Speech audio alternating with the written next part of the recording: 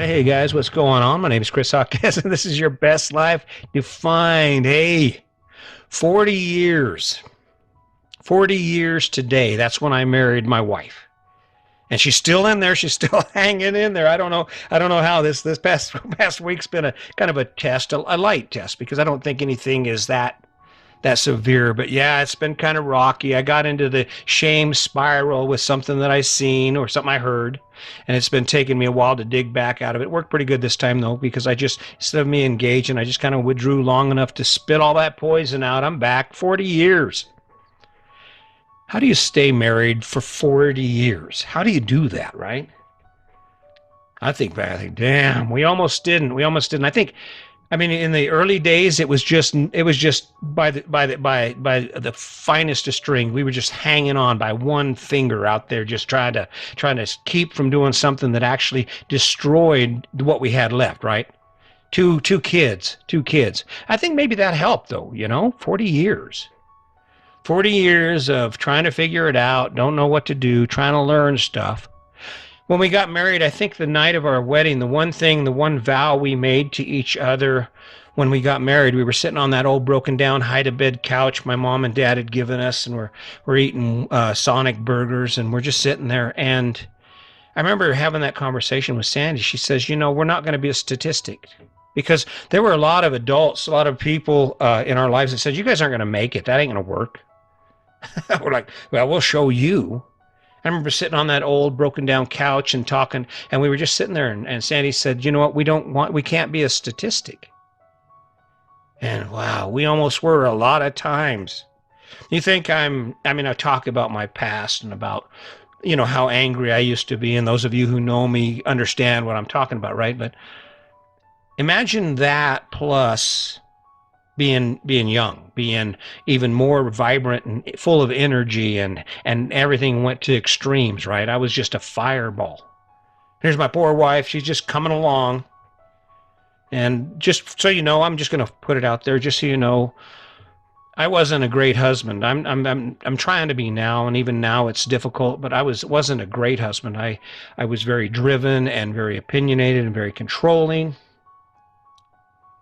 And I lucked out because she decided to stay with me. She said, yeah. And I just think, man, I'm so glad. And sometimes she says, maybe, I think it was fear. Because it was fear on both of our parts. Like, we'd been together, we were supported, we were relying on each other. You think about leaving after one of those big ass 3 a.m. fights, right? Where you just laying in bed in the dark and you're staring up at the ceiling and you're just thinking to yourself, God, I hope she doesn't tell me she wants a divorce in the morning. God, I hope she don't leave me. Right? When I think about it, how do you stay married 40 years? If I had it to do over again, I think what I would do is I would have based everything in kindness and in love. I wish I could have evacuated all of that anger from my thoughts, and it was a tool. They were tools to help me survive. It kept people away. Kept me safe, right? But I wish that would have been it. I wish I could have said, you know what, Sandy, bloom, blossom. But I was so afraid that she would figure out that I wasn't that great. That's pretty scary.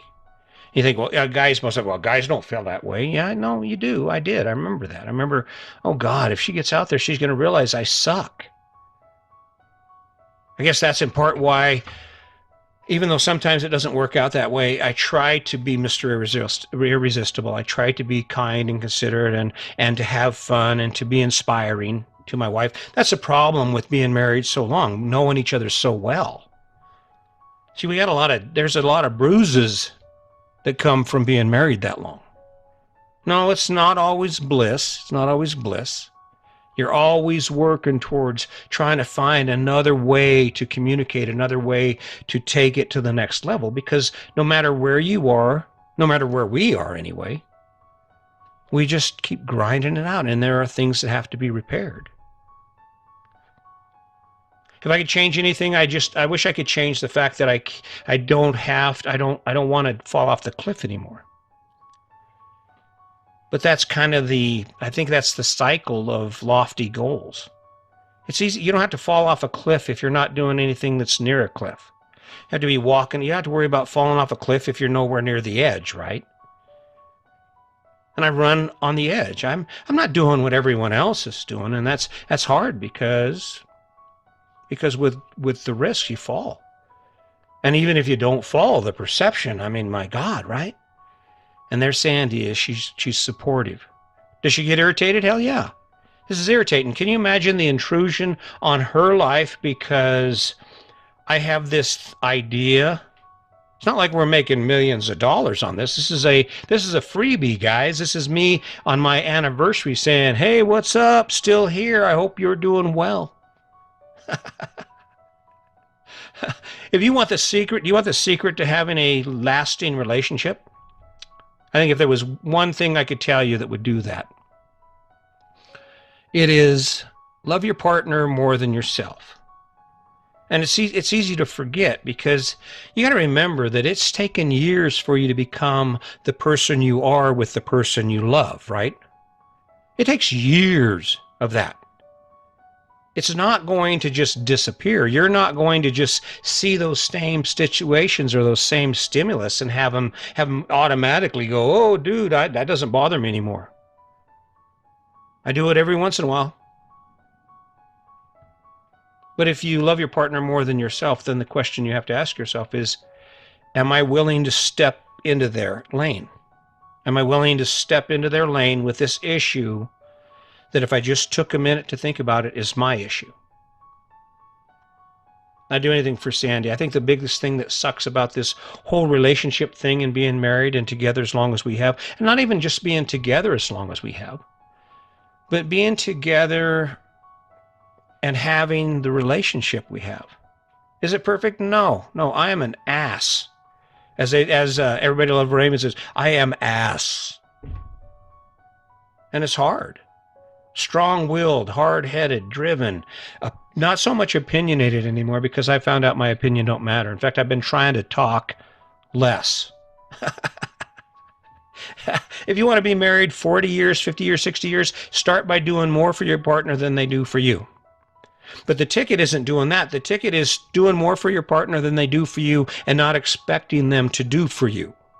Makes it easy that way. It's like, hey, I'm going to do this for you because I love you, and that's all there is. There's no strings attached, right?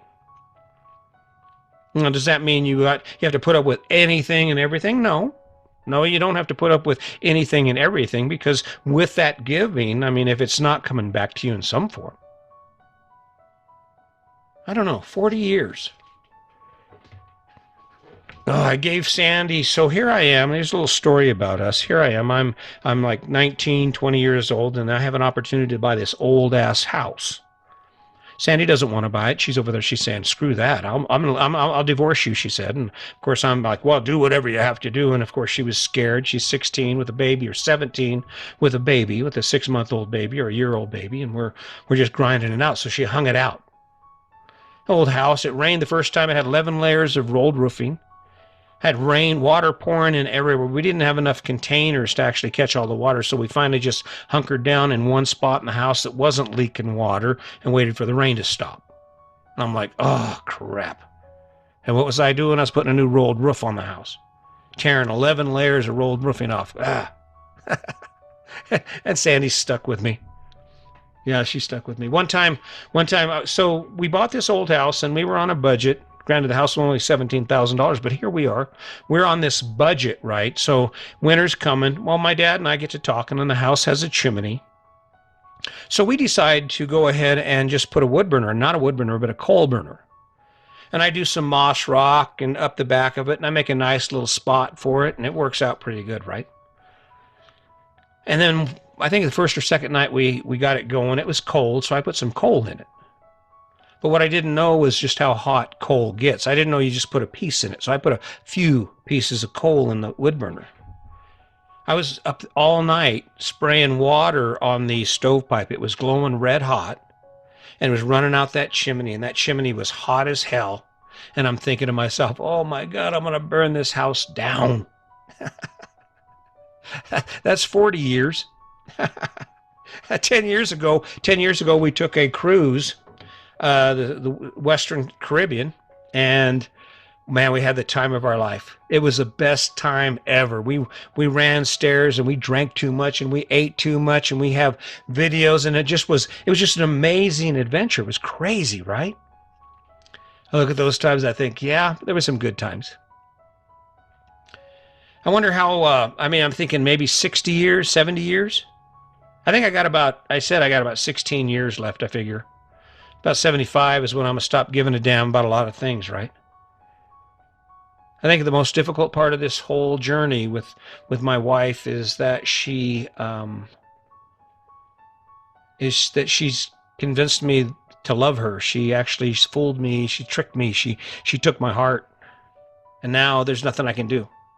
I wake up and I think to myself, there's a part of me that goes, oh crap, oh crap.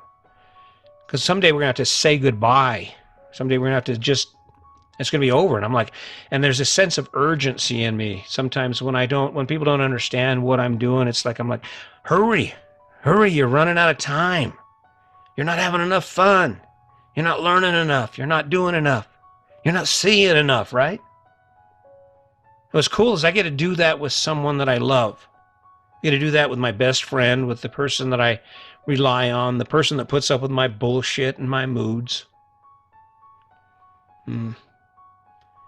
Well, I'll do another 40. Do another 40. I don't know. Hey, listen, if you wake up every morning and you look at the person you love and you're not where you're supposed to be, man, do it. Do it. You don't have to give up. I think that's the ticket for us, is we just decided, you know what, we're not giving up. We're going to hold on. And there were some really hard times. And even now, you sit and look at your life and you go, damn, is this it, right? Is this it? And you're going as fast as you can, and you're trying to do so many things, and you have all this self-doubt and these feelings that you can't explain. Man, grab hold of your partner, grab hold of that person you love with kindness and consideration, and just hold on and keep doing it. So anyway, 40 years, I hope for 40 more. I hope that your relationship is exactly where you want it. If it's not, this would be a good time for you to do it. This would be a good time for you to say, okay, what can I do today to make my relationship better? What can I do today to make that person think I'm irresistible? So keep that in mind. And as always, just remember, today's your day. Make it a good one.